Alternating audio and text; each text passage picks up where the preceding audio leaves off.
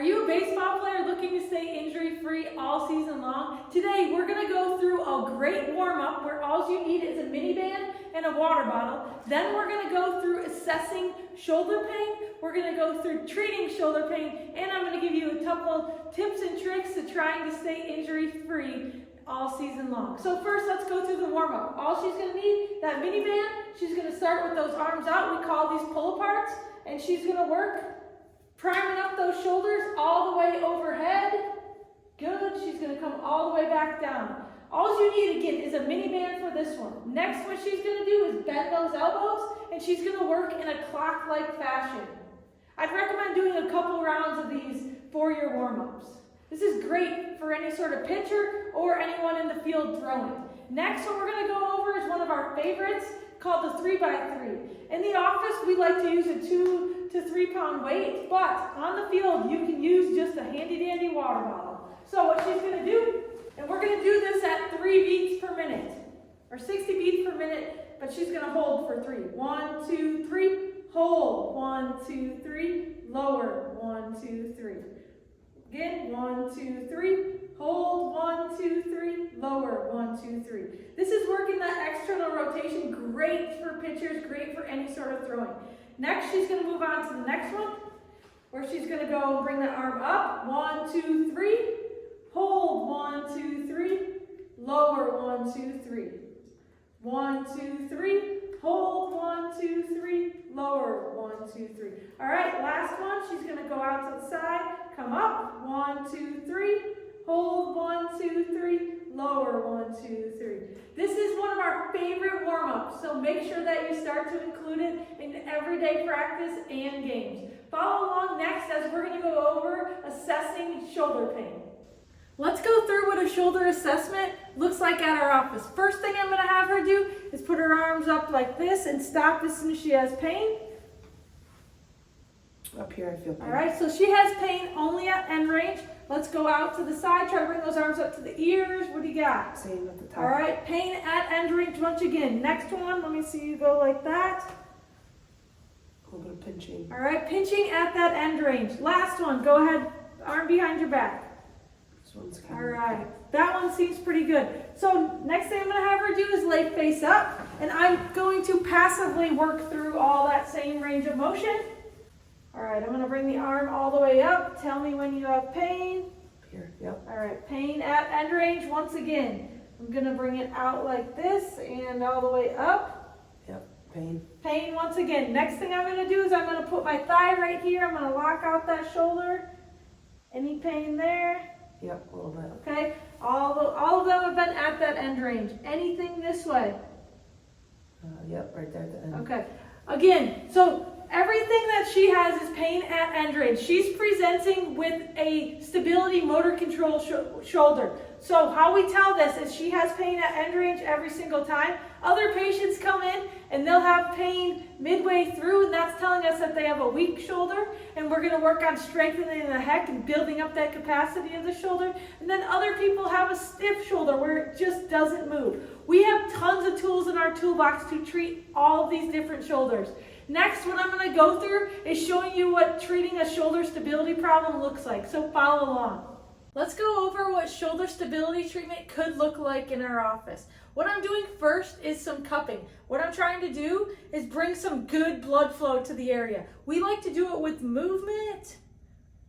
So I put some emollient on there. In our office, we use lotion. Try to loosen that up, allow it so we can move it freely. And again, we're going just until we start to see some red marks form.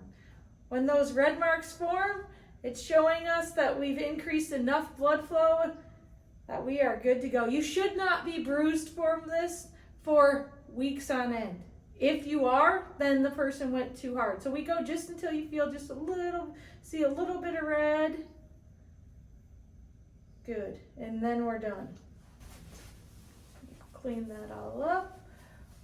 Once we're done with adding some movement to the cupping, I'm going to go through what some ART looks like. We're going to hit all the rotator cuff muscles. So I'm going to start with one on the front here. She's going to go here, and then she's going to go all the way in that back pocket. Good.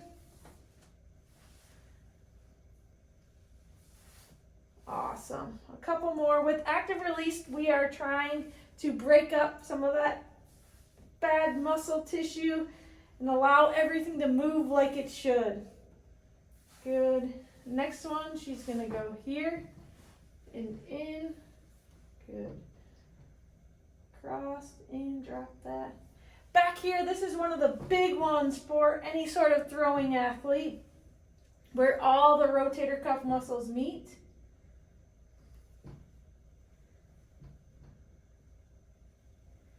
Good, one more.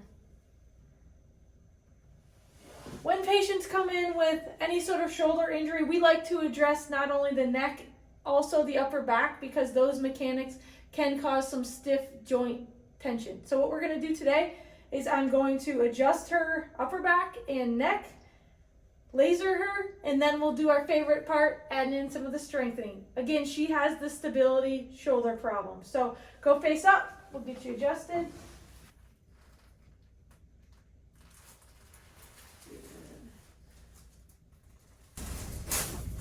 Awesome. Right here. Awesome. Hug yourself. Good. Deep breath in and out. Good. One more. Out. Good. You can put your glasses on. While she's here, I'm going to work that armpit. This is a huge one for shoulder problems. So I'm going to work the subscap. I'm going to go here, and she's going to externally rotate just like that. I'm going to get in that armpit. Good.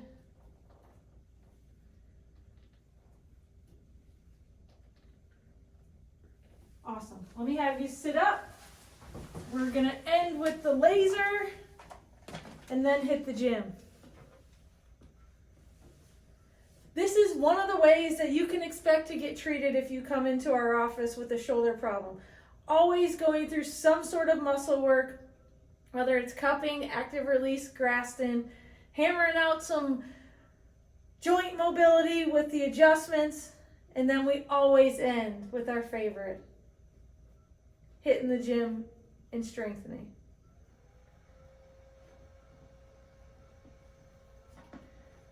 All right, follow us along and let's go out in the gym.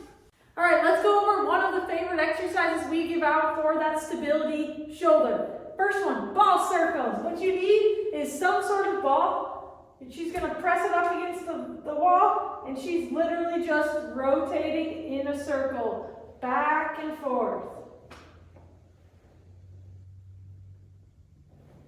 We're trying to fire up that whole stability of that shoulder. Once she's got a good grip on that, we're going to move on to the next one, which is one of our favorites called the kettlebell up. So let's go to that. The second exercise that we love, you need a kettlebell. This is called our favorite one, kettlebell up. So what she's going to do, she's going to make her arm just like that.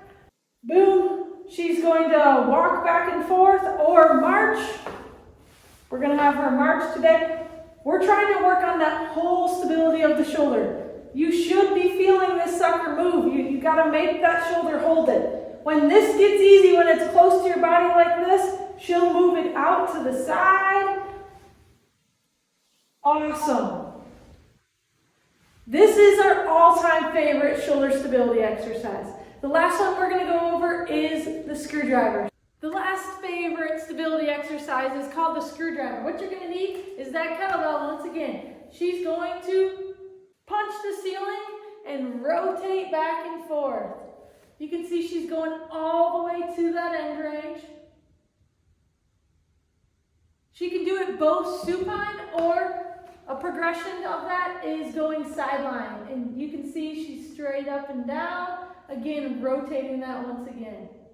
These are our three favorite stability exercises. Last thing I wanted to go over is preventing these shoulder injuries. First thing, like we've talked about since the beginning of this video, make sure you're prioritizing that warm-up. Do the warm-up, not only in practice, but do it before games. It shouldn't take long. We gave you a couple quick things where you barely need any equipment, so hammer that warm-up. Next thing, don't do too much too soon. So make sure that you're either prioritizing the off-season, or if you didn't prioritize the off-season, slowly get into full season. Pitchers, make sure you're keeping track of your pitch count. This is huge. Last thing is make sure that you're strengthening that posterior shoulder. What do we do all day? Everything is here. We are super strong up here. Our posterior back, posterior shoulder needs some work. So start strengthening that posterior shoulder and have a great season.